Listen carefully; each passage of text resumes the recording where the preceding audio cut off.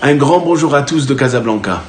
Le rabbi avait l'habitude d'expliquer la raison pourquoi quand on rencontre quelqu'un, la première des choses qu'on dit c'est Shalom Aleichem. Et la personne répond directement Aleichem Shalom.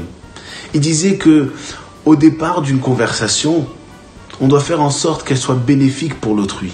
Car chaque relation que nous avons et chaque rencontre que nous faisons doit être bénéfique pour les deux personnes qui se rencontrent et les deux personnes qui se voient.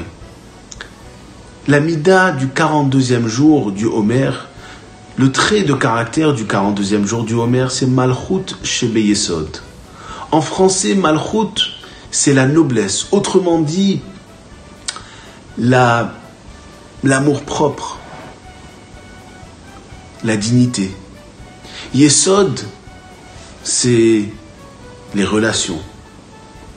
Donc on doit essayer de comprendre un jour comme le 42e jour du Homer, est-ce que mes relations sont des relations saines?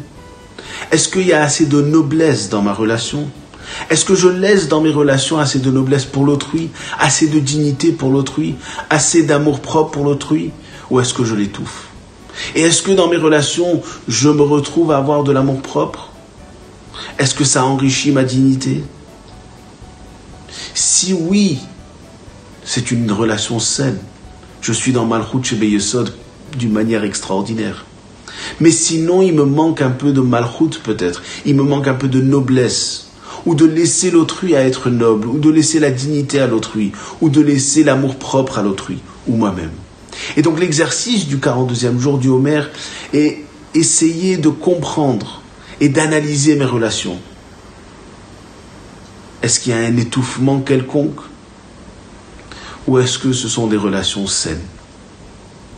Et là, j'arrive vraiment à Malchut Shebeyesod, l'exemple parfait d'une relation avec noblesse des deux côtés, avec dignité des deux côtés et avec amour propre des deux côtés.